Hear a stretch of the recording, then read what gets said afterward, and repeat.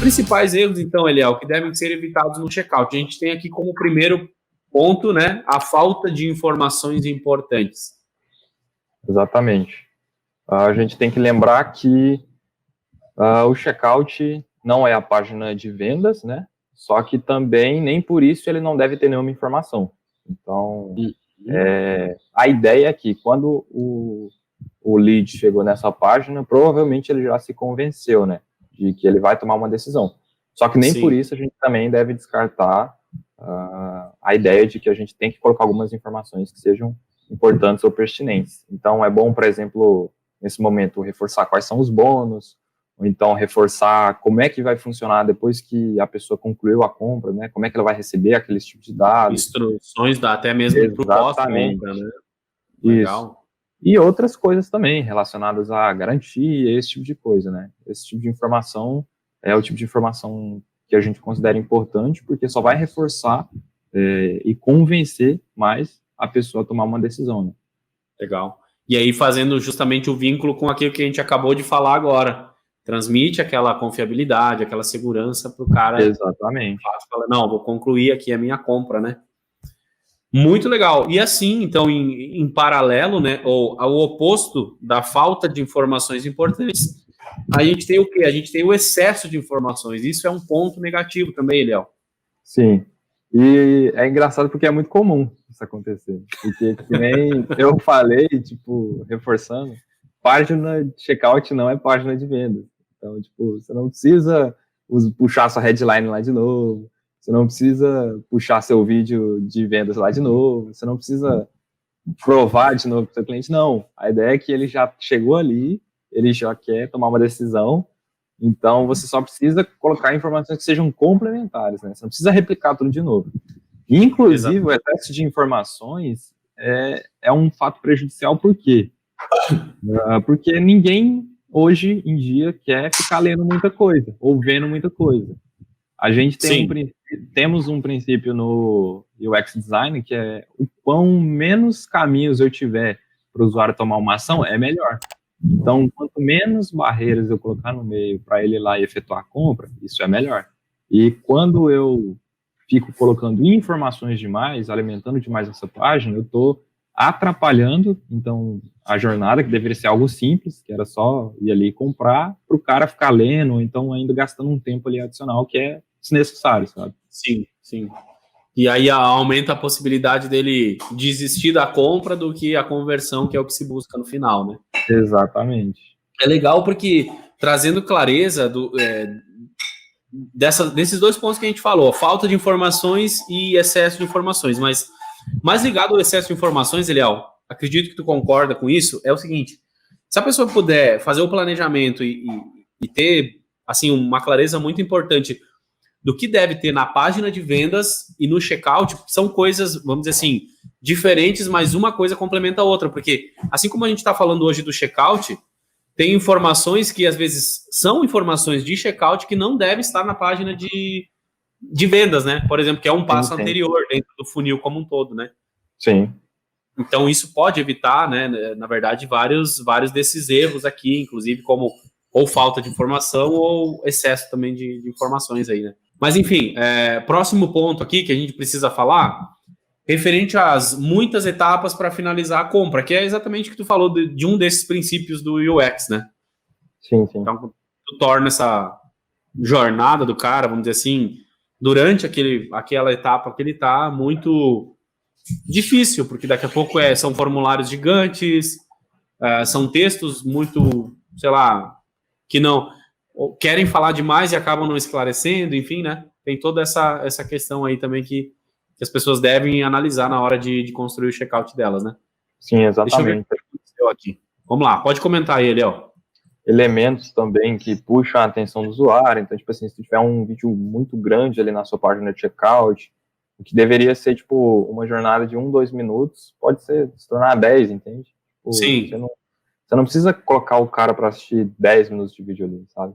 Ou então, você clica num lugar, vai para outro, clica para outro lugar, um monte de botão, sabe? Não, sim. Então, foca em um ponto específico só. Essa questão que tu falou, assim, é o respeitar o tempo da pessoa e entender que se a pessoa chegou no checkout, ela, de alguma forma, ela já se convenceu que ela vai comprar aquele produto, né? Exato. E a partir dali, então, é que a gente tem a partir dali é que a gente tem a informação que ou reforça alguma coisa ou complementa, né? Que nem a gente falou agora há pouco.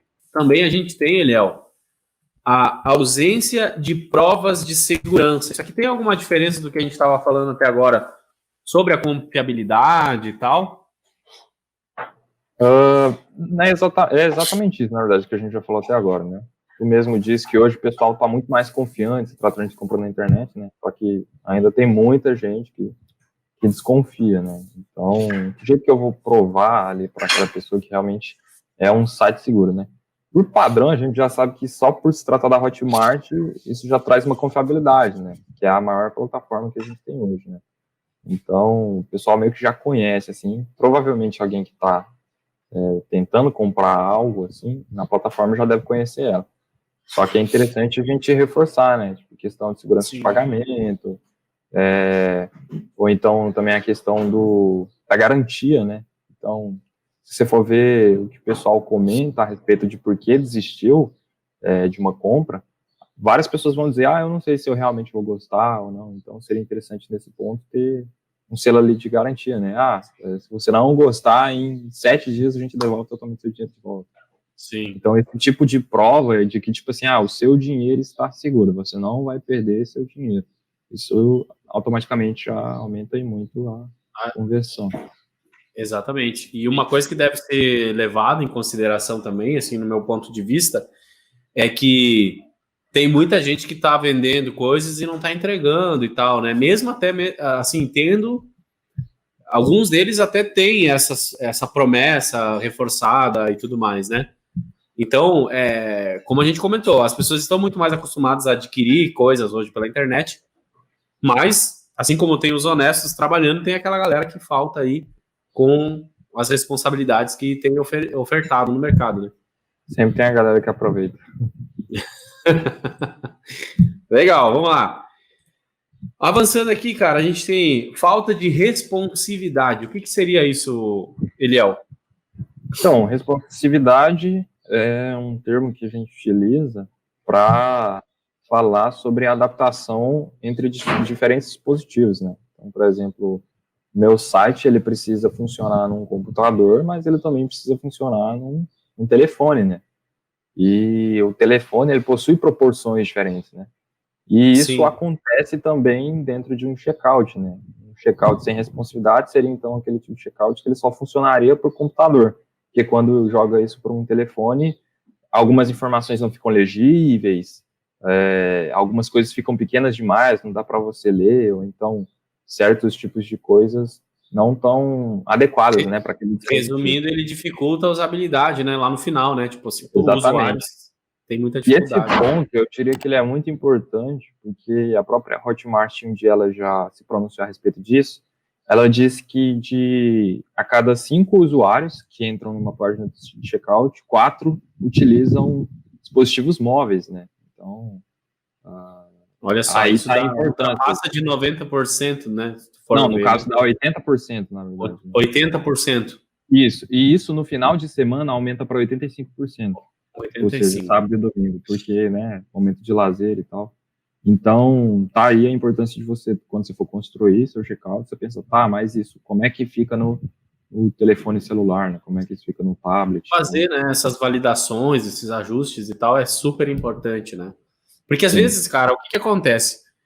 Principalmente tu pega uma galera assim que não testou, não validou as coisas e tá começando. Vamos supor assim, a gente não tem, vamos dizer assim, a gente não tem crítica ou acepção de pessoas que estão começando bem, pelo contrário. Nosso objetivo aqui é ajudar esse tipo de pessoa, né?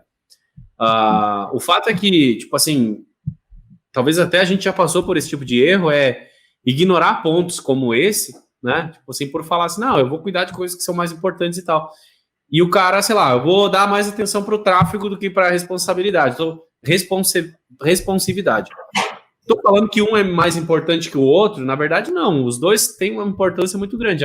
Agora, se tu parar para pensar que tu vai jogar lá 10 mil pessoas no teu checkout, E dessas 10 mil, 8 mil vão abandonar o carrinho, como a gente falou, porque tu não deu atenção à responsividade, ou seja, né, a gente consegue ter esses dados, né, que a própria Hotmart traz aí, que nem tu apresentou, que a maior parte das pessoas que acessam o checkout acessam de dispositivos mobile. Então, assim, se tu não der atenção, tu tá fazendo um investimento, um esforço numa outra área para levar mais pessoas, aumentar as oportunidades, mas não tá um pequeno detalhe ali, né, que a gente sabe que não é pequeno, mas assim, dentro do contexto geral, um pequeno detalhe tá acabando com a tua conversão ali e às vezes a pessoa ou não dá atenção porque não acha que é importante, ou não dá atenção porque tem uma certa ignorância naquilo, ou seja, não sabe como resolver ou não tinha, né, esse olhar perceptivo para esse tipo de situação, né?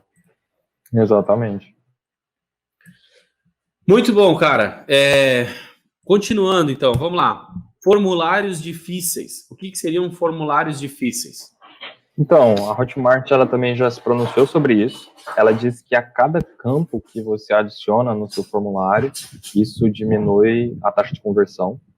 E então, pensando dessa forma, a gente tem que entender, ou melhor, a gente tem que pensar que quanto menos informações o usuário final tiver que inserir, melhor é para que aconteça ali uma conversão, né? Então, se eu abro lá o checkout, tem nome, telefone, endereço, CEP, um monte de campo lá para mim completar e tal, isso só vai demorar mais eu efetuar a minha compra, né? Além disso, tem todos os dados de pagamento, etc. Então, a gente tem que pensar nisso, né? Quais são realmente os campos que são necessários? Eu realmente preciso de pegar o telefone do usuário? Sim. Tá, mas e aí? O que eu vou fazer com o telefone dele? Eu preciso do endereço dele, por exemplo? Eu não, precisa da data de aniversário, essas coisas, né? Uhum. Exatamente. Então, cada campo que eu puder ir eliminando, automaticamente isso facilita para o usuário final, né? Com certeza. Até porque, né, cara, tu pode fazer estratégias do tipo seguinte, eu vou ter aqui... Vamos lá, vamos fazer uma situação, uma hipótese aqui. Vou mandar o cara para o checkout, o cara vai me fornecer o nome, o e-mail e o telefone no momento da compra. Ele comprou de mim, por que eu não posso enviar um Google Forms da vida pedindo as outras informações aí para ter isso num cadastro mais completo, como data de aniversário, CPF e outras questões desse tipo, entendeu? Então, tudo vai da estratégia macro também que as pessoas estão trabalhando, porque, tipo assim, eu acho que essa é bem a visão, assim, tipo, não queira resolver a vida no checkout, né? E aí criar formulários, resolver a vida que a gente fala tipo assim, a respeito do projeto, né? Não, eu vou ter o máximo de informações aqui do cliente, porque eu quero conhecer o meu cliente, não sei o quê. Aquilo que eu falei agora há pouco, a jornada de compra do cliente, ela não termina quando ela adquire um produto, né? Bem pelo contrário, ali é uma das etapas do caminho. Então, você deve continuar acompanhando, dando suporte, conhecendo melhor, né? Então, já ficou até um insight gigante aqui que a gente nem tinha pensado em falar no meio desse pequeno tópico que é você não exagerar na hora de fazer alguns formulários aí, não tornar a coisa muito difícil, né, para o usuário. Exatamente.